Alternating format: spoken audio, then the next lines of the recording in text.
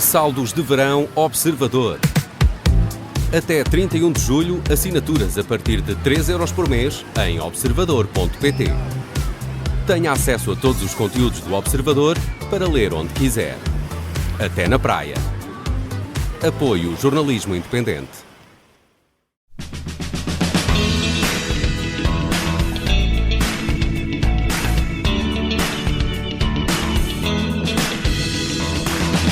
O impacto da inteligência artificial na nossa sociedade já não é ficção científica, é realidade científica. Para nos falar deste tema, eu regresso o Luís Pinto. Ele é engenheiro informático e gestor, tirou estas duas licenciaturas, ele trabalha com inteligência artificial há quase 20 anos. Tu és muito novo, mas há quase 20 anos, quer dizer, começaste a interessar-te isto na faculdade, na técnica? Sim. O primeiro projeto de inteligência artificial foi com 19 anos. Agora tenho 39. Pois é. Muito bem. Tu, é preciso também dizer que tens este fascínio por esta área, é uma área muito atual, que ao mesmo tempo suscita, como tu sabes, assusta muitas pessoas, ao mesmo tempo entusiasma muitas pessoas, é muito engraçado, tem estes dois lados. Se calhar na mesma pessoa assusta e entusiasma, é muito possível. E tu és, portanto, tens há 4, 5 anos, a Genesis Studio é uma empresa que tu criaste, onde és CIO, portanto, Chief Intelligence Officer, que tem a ver, que foi a primeira empresa em Portugal, a primeira na Europa, não é? Um Estado-membro da Europa, a fazer um projeto com a tecnologia do GPT, no fundo que é a base do ChatGPT, e que acabaste por ser nomeado também para o Prémio de Inovação em 2023, com o Guia Prático de Justiça. Cá está, uma das aplicações importantes e muito importantes. Dizem que os advogados dizem que é uma coisa que lhes faz poupar semanas, uma coisa que demoravam semanas e meses às vezes a descobrir jurisprudência, as coisas, e vocês... Nós ajudámos muito, principalmente na parte do cidadão, mas há muitos advogados que também o usam. Mas neste momento já existem outras coisas para os advogados muito mais interessantes. Lá está. Aquilo que estavas a dizer, a jurisprudência é um dos casos, perceber como é que alguns pareceres foram por um caminho ou por outro, certos padrões, certas formas de defender certos casos. Não é só ir buscar palavras iguais, porque isso pode fazer um supercomputador, faz isso, uma enciclopédia, um Google faz isso. Pronto. Agora, consegue interpretar também? Sim. Entras sempre na questão filosófica se ele está a compreender ou não, mas isso é outra questão. Mas realmente um bom GPT bem feito, com dados, com muitos dados e com muita qualidade de dados, em Portugal tu consegues fazer uma coisa muito interessante, que é, por exemplo, perceber se, existindo uma alteração de uma lei, esse algoritmo, esse LLM, esse GPT, percebe qual é que foi a alteração e percebe, por exemplo, os casos que tu tens abertos na tua firma de advocacia. Onde isso pode encaixar? Ok, eu tenho estes casos abertos. O que é que muda? Sim. Realmente muda ou não? Tem aqui algum impacto ou não? Não é tanto, por exemplo, aquilo que se faz nos Estados Unidos, onde a jurisprudência é muito mais forte.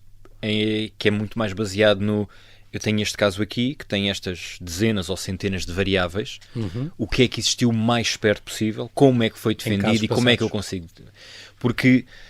A justiça, principalmente nos Estados Unidos, aquilo é quase um jogo, não querendo ofender, mas aquilo é quase um jogo. Sim. Como é que eu consigo chegar aqui esta sentença ou esta sentença com as ou variáveis, como é que eu consigo influenciar aquele grupo de juízes e por aí fora. E então há muitos padrões. Há muitas coisas. Dezenas de variáveis, há coisas que podem mudar, obviamente. Muito bem. Continuamos aqui nesta nossa senda da inteligência artificial para totós, que é o que eu costumo dizer sempre. A inteligência artificial, de facto, já está presente na nossa vida há muito tempo, desde com os assistentes, as Siris e as Alexas desta vida, o reconhecimento facial, aquele género de coisas que nós vemos e vamos vendo nos jogos, no self-driving, machine learning, tudo isto. Uma pergunta um bocadinho mais filosófica, Luís. Os robôs, qualquer dia, vão construir outros robôs. Deviam ser permitidos. Isso vai acontecer. Isso foi muitos problemas com que ética? Quer dizer, a ética só em si é um mundo, mas... Sim, é ética e também segurança dos dados. E aí nós na Europa vamos ter um caminho muito mais difícil. Porque, como se costuma dizer... Os Estados Unidos inventa, a China copia e a Europa vai tentar de alguma forma criar leis à volta daquilo e vai regular a coisa. Nesse aspecto nós estamos, não vou dizer um bocadinho atrás, mas com um trabalho um bocado mais difícil, porque há muita coisa que está regulada de um ponto de vista de dados, e se tu tiveres robôs que vão criar robôs. Isso acabará por acontecer. É inevitável. É inevitável. Sim. Até por uma questão de produtividade. A questão aqui é como é que tu vais ensinar também esses robôs, que dados é que vais dar, são só os teus dados, são os da concorrência, são os que existem, livres e que tu podes vender em mercado, porque neste momento existe um mercado gigantesco de venda de dados. É uma coisa que tu costumas, eu sei que é uma das tuas cruzadas, tu costumas dizer isso, os dados, esta tecnologia é gratuita, é muito cara. Quem é que está a pagar? E no fundo são os nossos dados, não é? É a nova moeda de troca, não? É o Bitcoin da inteligência artificial. É aquela frase já muito usada, mas que agora ganhou realmente um outro impacto, que é: se o produto é de borla, tu és o produto. E se o ChatGPT é de borla, alguma coisa eles estão a ganhar. Caridade nesta área não... Não há almoços grátis. Não há almoços grátis. Portanto, há este problema da privacidade dos dados. Quem é que os... E mesmo quando tu queres numa empresa pedir para remover, não sei o quê, ninguém faz isso e é muito difícil. E como é que consegues atestar? É muito difícil e acima de tudo, e repare, eu não domino o suficiente de leis, mas enquanto pessoa que vai tratando dos dados às vezes da empresa, acaba por ficar quase sempre também uma névoa no próprio cidadão, que pede para os seus dados apagarem, e na maioria dos casos eu acredito que os dados sejam apagados. O cidadão pode não acreditar que os dados foram apagados, mas acima de tudo o cidadão não tem noção de uma coisa, que é: os dados que são apagados são os teus dados determinísticos. É aquilo que determina o que é o Luís Pinto ou o que é o João. A partir do momento que eu não tiver a tua morada, o teu número de telemóvel, o teu número de cartão de cidadão, o teu nome, sim, eu posso ter todos os teus outros dados. Porque acaba por ser útil para ti. E essenciais. É? Aliás, essa vai ser uma das grandes questões na Europa nos próximos anos. É até que ponto é que nós, enquanto sociedade, deveremos ser, entre aspas, obrigados a fornecer o nosso histórico de saúde sem identificarmos quem é que somos. E porquê? Porque na realidade eu não preciso saber quem é que eu sou, qual é que é o meu nome, onde é que eu vivo, qual é o meu número de telemóvel, tudo o que me determina enquanto pessoa. Mas de facto, se calhar, já é este registro de saúde eletrónico, este RS, não é? Que está a começar hoje. E que vai ter o SNS já vai começar em breve, estes dados clínicos dos utentes do SNS vão começar a ser partilhados com os hospitais privados. Sim. O que permitirá aos profissionais de saúde que trabalham no privado também aceder aos resultados dos exames, das análises, fundamental, desde que os utentes o autorizem. Claro. Isso tem de ser. E depois encontras padrões. Porque a ideia é mesmo esta. Eu não preciso saber. Com mais informação, os médicos podem tratar em qualquer sítio do mundo, é verdade. Sim, e tu vais ter... vou ganhar com isso, no fundo. Claro, obviamente. Os dados do meu ataque ficou num privado. A grande questão é se tu crias uma plataforma onde tu sejas o dono dos teus dados. Que não é fácil. Podemos ir aqui por blockchain, podemos ir aqui por N tecnologias. Mas é uma das propostas em cima da mesa. Ou pelo menos, mesmo que não sejas o dono, saibas quem é que está a usar e porquê. Exatamente. Percebes? Mas depois a partir daí... Eu tenho um bocadinho de medo daquelas coisas do FaceApp. Sei que se eu tenho o FaceApp no telefone, já sei que os meus dados estão na Rússia, o TikTok sei que estão na China e o Google estão na América, mas nada a fazer. Tu aceitaste. Exatamente. Tu disseste que leste, aceitaste aquilo, disseste: ok, eu aceito os termos e condições. Não. Pois, claro. Não, porque tu queres utilizar o que quer que seja. Exatamente. A tecnologia é feita tem um preço, para... como tu dizes, tem um preço. Tem um preço, no limite não um preço individual, mas um preço enquanto sociedade, obviamente que irá existir. Mas isso assusta-me com o sentido que parece a China com os créditos sociais. Sim, claro. Tu, às tantas, se participaste de uma manifestação em Hong Kong contra não sei o quê, os teus filhos, os teus netos não vão poder ir para uma universidade, não podes usar um hospital público, não podes andar de metro, não podes... Sim. É impressionante. Há esse perigo. Cá está, mas aí é o regime que domina e controla esses dados, não é? Repara, dos... Não é a tecnologia em si que é má, é o uso que ela faz, um regime que seja ditatorial ou que não tenha esses valores que a gente tem. Nós agora, para estarmos aqui a falar um com o outro, estamos a utilizar este microfone, que pode ser utilizado para as pessoas nos ouvirem em casa, ou pode ser utilizado para qualquer líder extremista, de repente empolgar milhares e milhares de pessoas que o estejam a ouvir. E fazer fake news, e tirar do contexto, e fazer deepfake. Toda a tecnologia tem pontos positivos e negativos. Claro. O problema é que a inteligência artificial tem um potencial tão gigantesco e é de tal maneira abrangente, de um ponto de vista quer profissional, quer do teu dia-a-dia, que acaba por assustar um bocadinho mais. Quer dizer, a energia nuclear tem ali 3, 4, entre aspas, vou ser aqui extremamente redutor, casos de uso. Muito bons ou muito maus. Sim. Mas não sai muito dali. Portanto, no dia-a-dia, no nosso dia-a-dia, nós não sentimos esse impacto. percebes? Mesmo que a nossa casa esteja a ser alimentada por energia nuclear, tu esqueces disso, não queres saber. Sim. É o mesmo que, pá, tu sabes que abres a torneira e sai água. Sim, hoje em dia até a energia nuclear nova e limpa que aí vem, dizem que até é um bocado o futuro e devia ser usado. Que é segura, que é fantástica. Não tem nada a ver com os perigos que podiam acontecer e aconteceram. A questão é que a inteligência artificial vai estar de tal maneira no teu dia-a-dia e vai impactar de tal maneira a tua produtividade no teu trabalho que tu vais sentir este receio de eu vou ser substituído, Sim, eu estou a ficar para trás, acabar, já se fala disso muito. Qual é que vai ser a profissão dos meus filhos. Exatamente. E depois lá está, não é só uma questão de má informação que existe, é também a pouca informação. É preciso... Da parte de quem? Do utente ou de quê? Do que passa... Mesmo os próprios Elon Musk se passam para fora?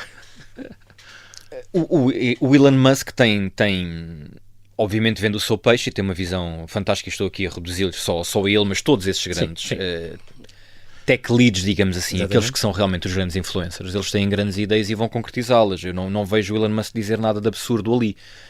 No entanto, eu não vejo, por exemplo, pessoas, mesmo redes sociais, da televisão, da rádio, dos jornais, a dizer assim, não, eu vou explicar às pessoas como é que elas se preparam para isto. É muito mais fácil, e tu obviamente percebes isto melhor do que eu, é muito mais fácil criar uma notícia que seja, a inteligência artificial faz isto, ou a inteligência artificial vai-nos roubar isto. É muito mais difícil, ou então é menos apelativo, digamos assim, dizer, tu podes utilizar a inteligência artificial para fazer isto. Portanto, é concretizar a ideia, percebes? Eu não sei se tu te lembras, mas a Microsoft lançou antes da Apple, a Microsoft lançou um MP3 e a Creative, não sei se te lembras da marca Creative, era uma marca de MP3. Música, portanto. Exatamente. E tanto a Microsoft como a Creative disseram, nós temos aqui uma coisa que tem, já não me lembro, 16 megas. Na altura, não interessa, era uma coisa assim. Dava para 1000 músicas. Temos aqui uma coisa para 16 megas. Aquilo não vendeu. Eles disseram o que é aquilo que fazia, mas não concretizaram a ideia para o dia-a-dia. E depois chegou o Steve Jobs, que aquilo que disse foi, pessoal, 1000 músicas no vosso bolso. Ele não disse mais nada. Vendeu. Toda a gente quis, claro. Porque tu percebes exatamente, ok, isto é marketing. Isto é o marketing. É a maneira de vender. É a genialidade do marketing. Exatamente. A inteligência artificial... Diga-se passagem. A inteligência artificial... O marketing que neste momento é feito pelas pessoas que vão falando. Mas as notícias que nós acabamos muitas vezes por partilhar e sobre as quais falamos são ou muito ficção científica ou então são muito negativas. Mas tu não vês na televisão, não vês nos jornais a dizer assim, pessoal, tu és o quê? Tu és advogado? Olha, é isto que tem que funcionar. Óbvio que isto não vai acontecer, porque senão tinhas que falar de todas as profissões. Sim. Portanto, tem que caber não só a ti enquanto profissional, mas também à entidade para a qual tu trabalhas, parar um bocadinho e dizer assim, ok, isto está aqui. No limite não percebo nada disto, mas vou tentar saber como é que isto impacta. Isto é uma ferramenta que pode ajudar. 75% das empresas já usam, não é? Já há dados que dizem isso. Ainda bem. Porque no seu acho que é muito importante para a produtividade. E é muito importante as pessoas perceberem que, para já, nos próximos 5, 10 anos, ninguém, claro que há sempre substituições. O computador substitui trabalhos. O telemóvel substitui trabalhos. Aliás, e aqui fugindo um bocadinho ao tema, eu não sei se tu tens alguma fotografia de como é que era, se calhar, a tua secretária há 20 anos. Mas se tiveres, faz o exercício de olhar para ela e ver quantas das coisas que tu tinhas à volta ou em cima da tua secretária foram substituídas por software. Sim. E que neste momento estão só dentro de um computador. Exatamente. Pronto. Vai continuar a existir. Agora, a enorme substituição que se está a falar de trabalhos vai acontecer. E vai ser mais rápida do que nas... Mas há setores mais... Professores, por exemplo, tem uma coisa que tu falas um bocado também, e eles estão muito assustados. Mas há sempre o fator humano que é difícil. O fator humano é muito importante. Coisas criativas, por exemplo, artistas. É um bocadinho complicado, porque estás a ver quadros pintados. É complicado, mas sabes o que é que... É aquilo que eu sinto enquanto utilizador. As emoções. Já lá vamos. Enquanto criatividade ou enquanto professor... Aquilo que eu noto enquanto utilizador é quando nos próximos anos tu quiseres ter algo premium, vão continuar a ser humanos na grande maioria das tarefas. O problema é quando tu olhas para N dados que te dizem que nós temos escassez de N coisas e que não precisávamos ter. Dou-te um exemplo. A quantidade de pessoas que neste momento estão diagnosticadas que deveriam ter algum tipo de acompanhamento psicológico é uma porcentagem de certeza muito baixa por comparação com as pessoas que realmente precisam. Mas nem vamos olhar para essas, vamos só olhar para aquelas que estão diagnosticadas. Não existem psicólogos que cheguem. Não existem. Não existe. Sim. E muita gente, e devido a um bom psicólogo ter a sua agenda cheia, tem também o seu preço. Preço esse que muita gente não pode pagar. O problema é se de repente começas a ter daqui a 5, 10 anos uma inteligência artificial que não só sabe como cativar a tua atenção, como puxar por ti, como transmitir melhor qualquer tipo de mensagem. E repara, estes exemplos que eu estou aqui a dizer servem para psicólogos, servem para professores. Por isso, usa ferramentas de todo o mundo, faz do best-of. E no limite sabe os seus padrões todos. Sim. Sabe, por exemplo, se calhar se estiver ligado ao teu relógio, porque tu permites esses dados, se calhar este psicólogo de inteligência artificial diz assim, olha, você naquele dia teve aqui um pico de stress, quer falar sobre isso? Quer, não quer? Porquê? O que aconteceu? Como é que recuperou? As pessoas é que vão abrir-se, digamos assim, a estas tecnologias, muitas vezes por necessidade. Sim. Eu estive há pouco tempo numa universidade a falar e fizemos um muito rápido questionário num grupo do WhatsApp que se criou para centenas de alunos que estavam ali no anfiteatro. E perguntámos aos alunos porque é que eles utilizavam o ChatGPT. Obviamente estamos a falar de alunos, falou-se de trabalhos, de investigação e essas coisas todas. Exatamente. Só que depois lá pelo meio aparecem-te perguntas do estilo por causa da solidão. Okay. Até pode ser a brincar, não digo que não, mas é um tema a explorar. Sim. Porque nós sabemos muitas vezes que às vezes existem alunos, obviamente, que na nossa sociedade têm vidas difíceis, têm famílias complicadas, os pais não podem dar, ou não podem, ou não querem, ou o que quer que seja, ou não têm os pais. Estão em contacto com um assistente virtual que lhe responde as coisas certas, que sabe que ele quer ouvir, é extraordinário. É extraordinário e é já extremamente alarmante. Neste caso, perfeito, já é muito cada vez mais, já não há aquelas deslizes de linguagem. Até porque os pais, no limite, não terão tempo para perceber o quanto uma criança, um adolescente, se pode estar, entre aspas, a entregar nos próximos anos a um algoritmo destes. Isto, no limite, de um ponto de vista de educação, limita-se a 2 pontos. O ponto número 1 é o sistema de avaliação tem que mudar radicalmente.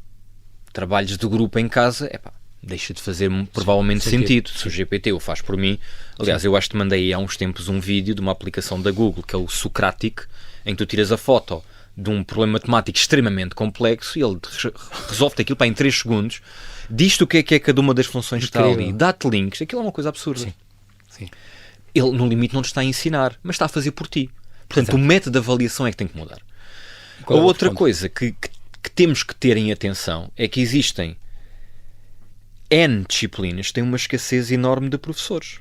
E então depois o ónus da decisão passará, nem que seja de forma indireta, passará para o encarregado de educação, que fará peso, porque daqui a uns anos o encarregado de educação estará perante um dilema que é muito simples, que é, eu não tenho professores de geografia.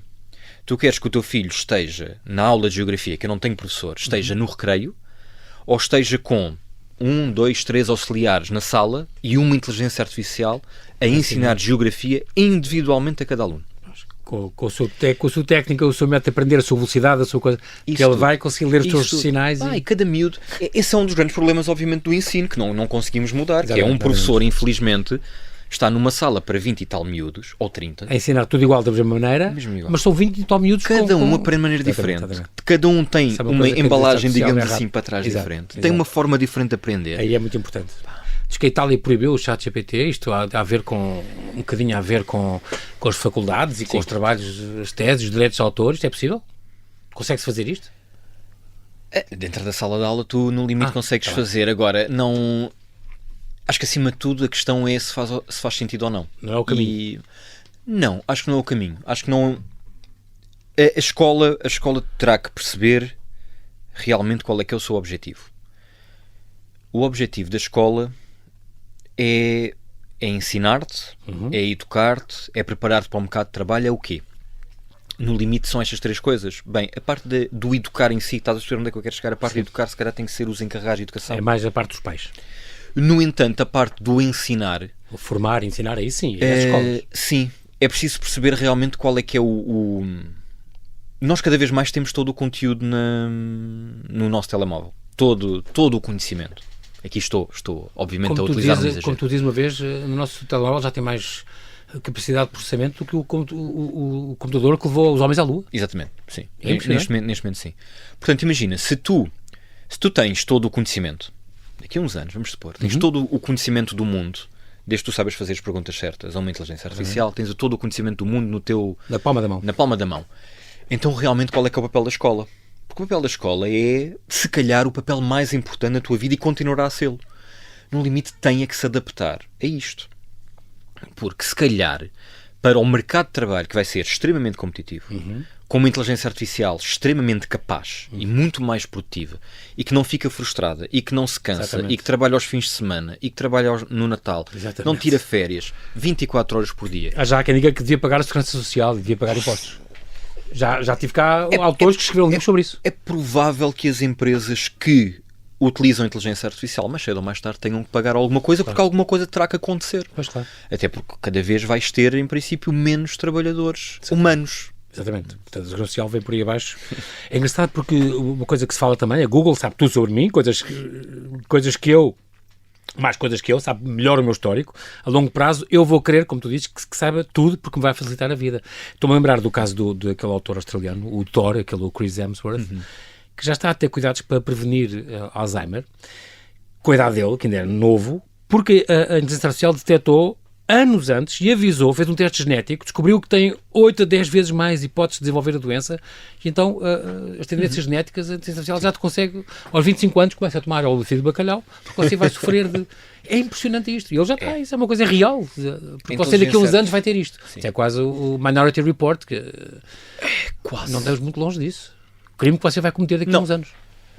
Repara, se entrarmos aqui numa distopia mais de 1984, em que tu realmente facilites todos os teus dados, porque ganhas alguma coisa em troca. E nós fazemos isso diariamente. Neste momento, como tu estavas a dizer, a Google sabe que nós os dois estamos aqui. Sim. Mesmo com os telefones desligados e mesmo com é impressionante. E repara, é impressionante. É o GPS do carro, é o telemóvel, ou o que for, eles sabem que tu estás aqui. Pronto. As câmaras e tu utilizas. Eu demorei uma hora a chegar aqui, eu quero que o GPS me diga qual é que é o melhor caminho. Portanto, claro. Eu não me importo nada que a Google saiba onde é que eu estou. Eu quero chegar aqui mais depressa. Claro. Dá-me jeito. Dá-te jeito. E vai continuar a dar-te jeito para tudo. Vai continuar a dar-te jeito que daqui a uns anos o teu frigorífico diga o que é que está fora de prazo ou o que é que tu deves comprar, e depois a seguir mete automaticamente aquilo no teu carrinho, tu dizes só que sim, e de repente a empresa de retalho, as compras estão à tua porta, tu nem quiseste saber da coisa. Depois vais ter daqui a uns anos um robô que vai pegar nos sacos e vai meter aquilo tudo na tua despensa. Pronto. Tudo o que te facilita a vida, nós mais cedo ou mais tarde acabamos por absorver. Sim. E absorvermos em troca daquilo que nós podemos dar, que neste caso são os nossos dados. O Minority Report é extremamente visionário nessa questão. Visionário. É porque são padrões. São padrões. Claro que tu podes-me dizer, ok, mas há uma escolha humana. Sim. Há uma escolha humana. No entanto, todas as tuas escolhas humanas até agora são o que te definem, são as tuas experiências. Claro. Nós não temos isto agora, mas calhar daqui a 100 anos, se calhar tudo aquilo que tu pensaste e decidiste está de alguma forma armazenado. E então, a questão do Minority Report é essencialmente prevenir que tu faças isto ou aquilo.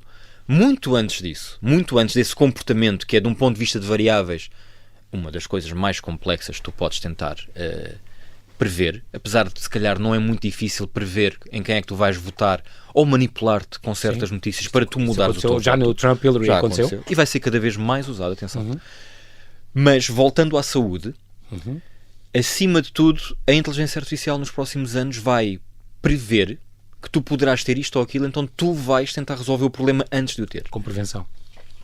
Claro que, e há poucos dias, o Ray Kurzweil, não sei se tu o conheces, conhecido futurologista, disse que todas as pessoas que estiverem vivas daqui a 5 anos e que tiverem dinheiro vão viver 500 anos. Eu não quero entrar já por aí dos 5 anos. Vamos ser eternos. Mas nós, felizmente, não sei como é que isto poderia ser de outra forma, o nosso universo tem regras. A física, a biologia, a química têm regras. Se tu conseguires perceber os padrões necessários, tu consegues lá chegar. Repara, os chineses há pouco tempo conseguiram fazer com que os dentes voltassem a nascer. Portanto, manipulação genética, de perceber com a inteligência artificial que, olha, é neste bocadinho aqui do teu ADN que se eu alterar esta aqui proteína com uma chave de parafuso altero a proteína, já faz remédios genéticos, não é? Claro. E os teus dentes voltam a nascer. Então agora vamos andar mais para a frente. Porquê os dentes? Porque não os cabelos e não... Porque não o braço. Sim. Porque não pegar numa pessoa que pisou uma mina, que teve um acidente de moto e na ficou... fábrica ficou sem um braço, Pronto. o Lula... Claro que isto é futurologia e tem que passar por, se calhar, uma dezena de anos de testes. Sim, claro. Desde o momento em que chegamos à tecnologia até o momento em As que... salamandras fazem isso, regeneram braços. Portanto, se a biologia permite fazê-lo, nós só temos que encontrar os padrões para depois fazer essa manipulação. Depois entras na questão ética. Essa é outra questão. Sim. Mas de um ponto de vista tecnológico, a partir do momento que tens um universo que tem realmente regras de se tu fizeres isto ou aquilo, repara, eu tenho este copo de água agora, se eu deixar cair aqui, ele vai cair no chão. Há uma regra. Sim. À qual nós chamamos gravidade. Sim. No limite podemos não perceber o que é que a gravidade não interessa, nós sabemos qual é a equação, sabemos a como é que velocidade, funciona, sabemos como é que funciona. Claro. Portanto, no limite nós podemos não saber bem o que é isto da biologia que está aqui dentro, nós podemos não perceber como é que é o nosso cérebro, como é que é o nosso ADN, o que quer que seja, mas se percebermos as regras pelo qual ele se rege, até que ponto é que mudamos o jogo. Exatamente. Percebes? Aliás, nós há pouco tempo comentámos, tivemos a falar os dois sobre o pai da inteligência artificial que disse: nós ensinámos a inteligência artificial a aprender, mas não estamos a perceber como é que ela está a aprender. Exato. Nós já nos perdemos aqui. Isso é um bocado Porque assustador. é tão complexo. Isto já foi há décadas, atenção. Isto é tão complexo. São tantas camadas que nós não conseguimos absorver isso. Percebes? Mas lá está, existem as regras. Há muitas perguntas que se ligam a isto.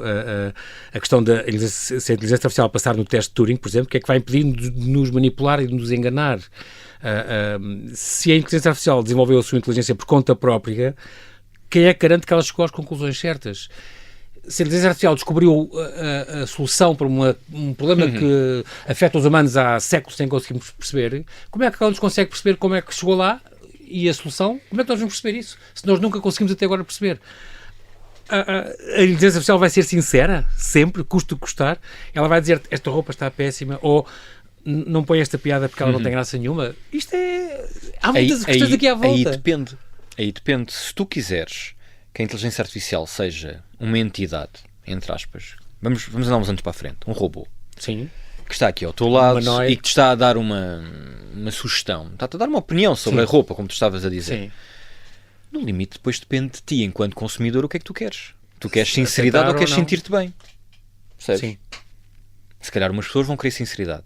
Se calhar há outras que só querem que alguém lhes dê algum conforto. É isso que eu ia dizer. As pessoas que hoje já estão fixadas nas redes sociais preferem que ele diga assim é que estás bem. Que me dês um like. Claro, exatamente. E não, mas eu mesmo assim sinto mal, mas eu aguento, porque isto é que é o bem. Isso é que eu tenho likes. Há pessoas já escravas disso e ainda não chegaram aos robôs. É esse nível. Nós agora, isto está a mudar um bocadinho, mas eu e tu ainda mais, nós vimos gerações onde os nossos pais, os nossos avós, muitas vezes não tinham aquela palavra de apoio nem de carinho. Eram mais frias. Só eram mais frias, porque não havia tempo, porque a vida era dura, porque era tudo muito, muito, muito complexo. E, no entanto, se tu fores perguntar às gerações até mais novas do que eu, se sentem algum apoio dos pais para seguir em frente, para ir atrás dos caminhos, dos sonhos e por aí fora, se calhar muitos não têm. E se calhar estamos a falar da maioria. Ou pelo menos não o sente. Até pode ter, mas não o sente. Porque o pai não verbaliza bem, porque a criança não encaixou a mensagem, o que quer que seja.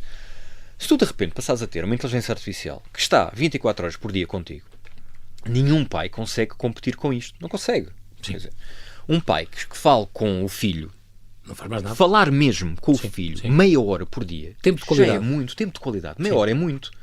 Quantas horas passa essa criança, se calhar, a ver um Cristiano Ronaldo, um Brad Pitt, o que quer que seja, a falar sobre certos temas, e então não absorve mais essa pessoa do que aquilo que é o pai. E o pai pode estar certo, pode estar errado, mas provavelmente está mais dentro do contexto da criança do que aquilo que nós vemos nas redes sociais, que nós todos muitas vezes criticamos, que é nas redes sociais nós só pomos o que está bom. Sim, claro.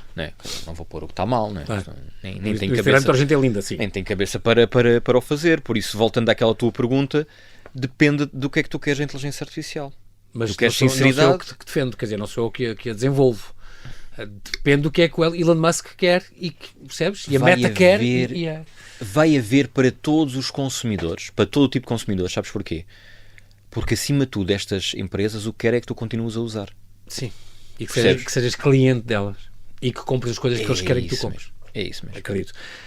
Quando as inteligências artificiais aprenderem a comunicar entre si, nós vamos conseguir acompanhar isso? Não. Então isso põe muitos mais problemas. Se a inteligência artificial funciona suficientemente bem, como saber que ela poderia funcionar melhor? Nós não temos hipótese de atestar isso.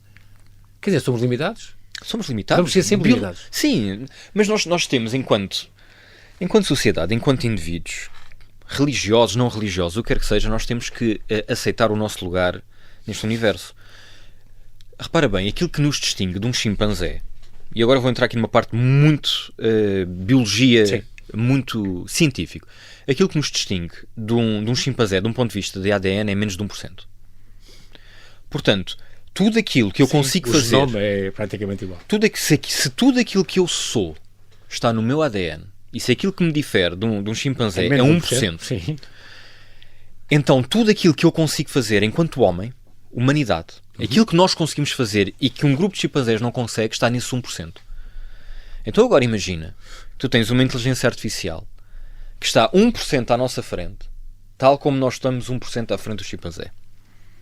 Tu não consegues sequer perceber o que é que eles estão a fazer. É outro não mundo. Consegues. É outro mundo. Sim. É outra velocidade, é outra capacidade de inteligência que levanta N questões. Repara, muito antes de entrarmos nessa questão, entramos numa questão política / militar. Sim, o poder. O primeiro país que conseguir alcançar isto, uma inteligência artificial minimamente geral, ciente, o que quer que seja, mas uma inteligência artificial que consiga no limite gerir tudo, o que é que o outro país rival faz? Tudo inclui emoções? Não.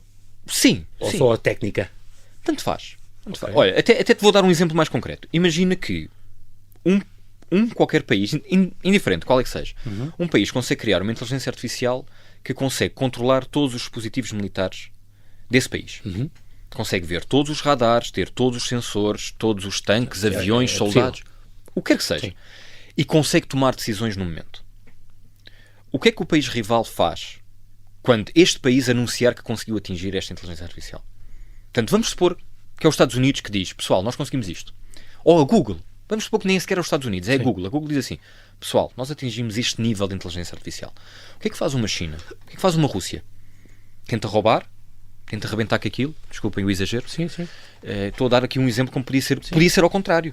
Se a China fizer isto, qual é... Ou tenta aliar-se junto ao teu inimigo, porque não tens hipótese de bater. Se uma China atingir um nível incrivelmente alto de inteligência artificial, qual é a posição política e militar, e até económica, de uma NATO ou de uns Estados Unidos? Qual é? Não sabemos, não fazemos a mínima ideia de qual é que será a reação. É complicado. A pergunta que tu estás a fazer é importante, que é, a partir de um certo momento nós nem sequer percebemos que ela está a melhorar. Nem conseguimos checar isso. Antes disso vamos ter este problema, que é como é que nós aceitamos que acabámos de criar uma entidade que no limite é um Deus. É a primeira invenção, disseste tu uma vez, é a primeira invenção do homem que nos retira poder. Exatamente, sim. Isto é uma coisa gravíssima, Luís. Quer dizer, eu acho que poderosa? Eu acho que sim. Eu acho que quem disse eu acho que nós não temos frase... a dimensão de perceber isto, na verdade. Não completamente. Não temos. A vários níveis. Que nos pode fugir das mãos, completamente. Tu vais deixar de decidir, e a decisão até hoje, a decisão é inteiramente humana.